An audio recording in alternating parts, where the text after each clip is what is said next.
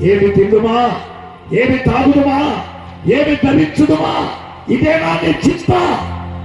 ఏమి సంపాదించుమా, ఇదేనా నీ కోరిక? అమ్మా నిలబడి ప్రార్థన చేయి. పిల్లలారా, అయిష్టమైన జీవితం మారిపోవాలి.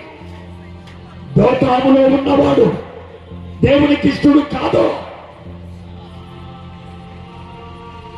దేవుని మహిమను చూడలేరు.